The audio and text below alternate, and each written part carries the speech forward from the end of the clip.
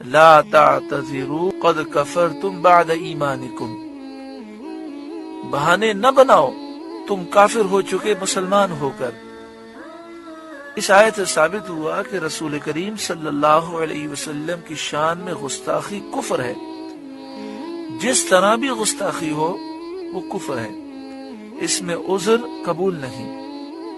ان نعفو عن طائفة منکم نعذب طائفة بأنهم كانوا مجرمین، اگر ہم تم میں سے کسی کو معاف کریں تو اوروں کو عذاب دیں گے اس لیے کہ وہ مجرم تھے۔ اب 3 افراد تھے، تو یہاں فرمایا کہ اگر ہم تم میں سے کسی کو معاف کریں تو اوروں کو عذاب دیں گے۔ تو یہاں مراد یہ ہے کہ جو تائب ہو جائے گا اور اخلاص کے ساتھ ایمان لائے گا تو ہم اسے معاف کر دیں گے، اور جو تائب نہیں ہوگا، جو توبہ نہیں کرے گا اور اخلاص کے ساتھ ایمان نہیں لائے گا، ہم اسے معاف نہیں کریں گے، اسے عذاب دیں گے۔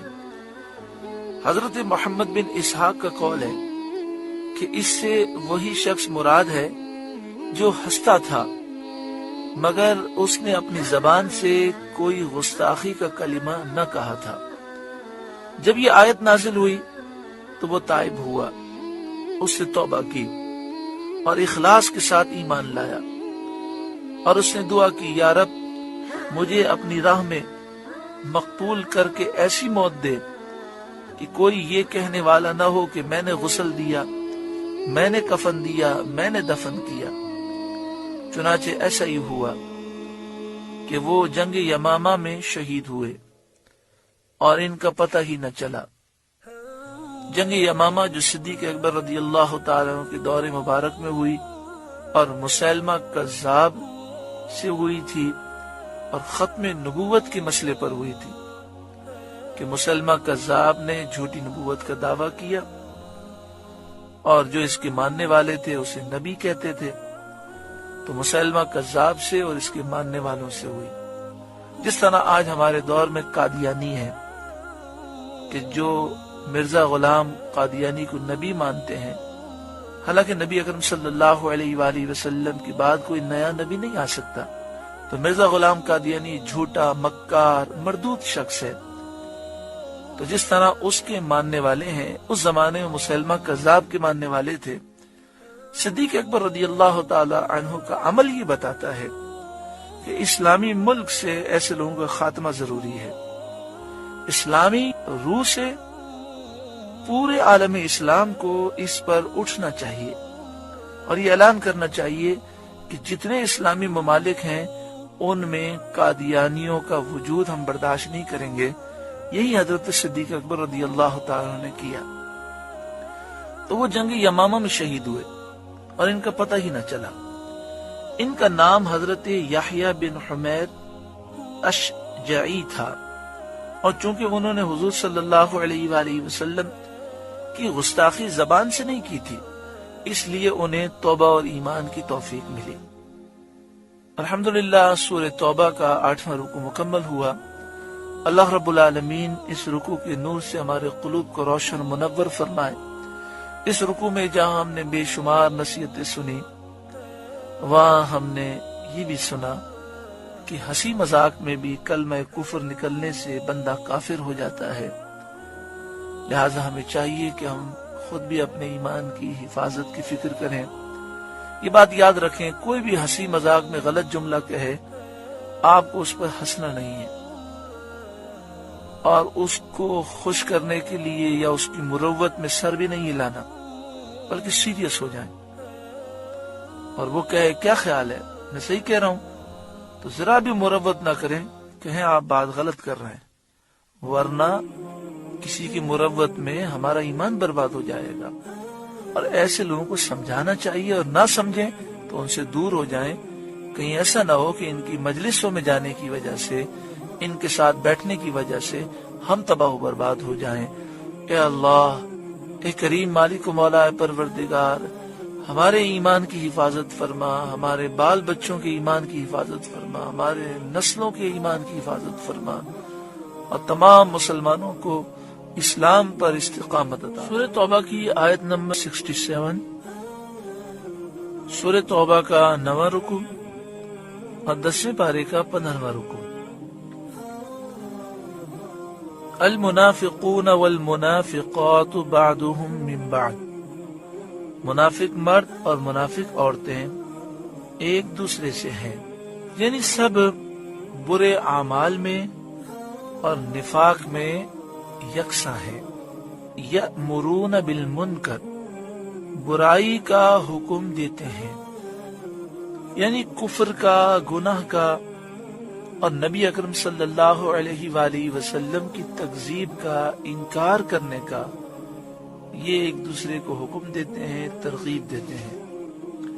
وَيَنْهَوْنَ عَنِ الْمَعْرُوفِ، اور بھلائی سے منع کرتے ہیں، یعنی ایمان لانے سے، اللہ اور اس کے رسول کی فرما برداری سے، اور رسول کریم صلی اللہ علیہ وآلہ وسلم کی تصدیق سے لوگوں کو روکتے ہیں۔ وَيَقْبِضُونَ أَيْدِيَهُمْ، اور اپنی مٹھی بند رکھتے ہیں، یعنی اللہ کی راہ میں خرچ نہیں کرتے۔ اب دیکھیں، آج اگر ہم اپنے معاشرے پر غور کریں تو آج ہمارے اندر یہ ساری برائیاں موجود ہیں۔ الحمدللہ ہم مومن ہیں، ہمارا عقیدہ درست ہے، ایمان موجود ہے، لیکن ہمارے اعمال منافقوں جیسے ہیں۔ یأمرون بالمنکر، برائی کا حکم دیتے ہیں، وَيَنْهَوْنَ عَنِ الْمَعْرُوفِ، اور نیکی سے روکتے ہیں۔ دونوں چیزیں آج مسلمانوں میں پائی جاتی ہیں، برائی کا حکم دیتے ہیں، برائی کی ترغیب دیتے ہیں، بے حیائی، فحاشی، عریانی، فلمیں، ڈرامے، بدنگاہی، خود بھی گناہوں کی طرف جا رہے ہیں، دوسروں کو بھی لے جا رہے ہیں، اور بھلائی سے روکتے ہیں۔ کوئی نوجوان درس قرآن سن کر داڑھی شریف کی نیت کر لے، ماں بھی مخالف، باپ بھی مخالف، بھائی بہن بھی مخالف، سارے رشتہ دار نکل آتے ہیں اور سب مل کر یہ عزم کرتے ہیں اس کو دین سے دور کرنا ہے، اس کو ملا نہیں بننے دینا۔ ارے داڑھی شریف رکھنا حضور صلی اللہ علیہ وسلم کی سنت ہے اور واجب ہے۔ صحابہ اور اولیاء جن کے مزارات پر بڑی عقیدت سے ہم لوگ جاتے ہیں، وہ تمام صحابہ، تمام اولیاء، انہوں نے داڑھی شریف رکھی، لیکن عجیب چیز ہے، امام حسین سے پیار ہے لیکن امام حسین کے حلیے سے پیار نہیں ہے، یہود و نصارہ کے طور طریقوں سے پیار ہے۔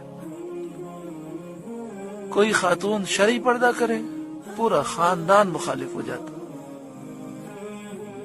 خاتون جنت سے پیار ہے، خاتون جنت نے بھی شرعی پردہ کیا، اور کیسا پردہ کیا کہ آپ نے فرمایا عورت کی خوبی یہ ہے کہ عورت کو کوئی نامحرم مرد نہ دیکھے اور وہ کسی نامحرم مرد کو نہ دیکھے۔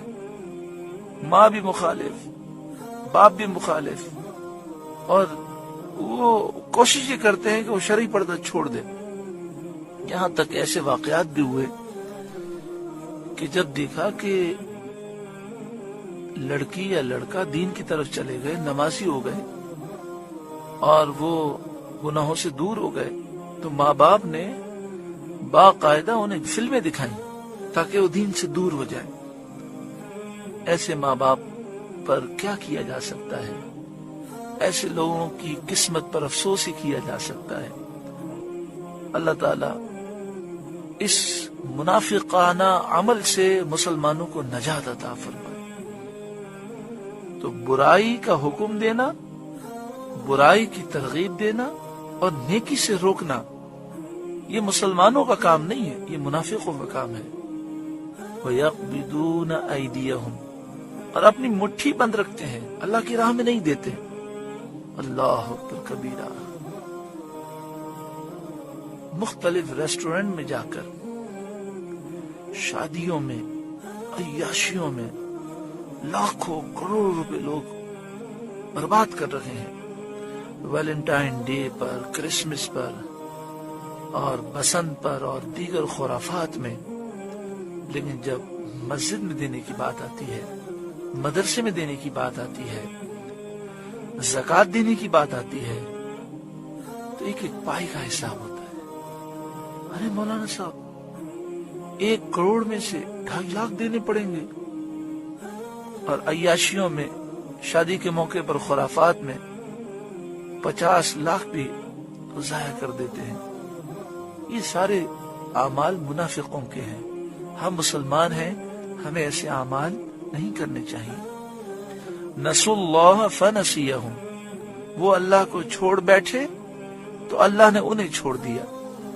انہوں نے اللہ تعالی کی اطاعت و فرما برداری نہ کی اور اس کی رضا کو تلاش نہ کیا، تو اللہ تعالیٰ نے انہیں ثواب سے، فضل سے، رحمت سے محروم کر دیا۔ ان المنافقین هم الفاسقون، بے شک منافق وہی پکے فاسق ہیں۔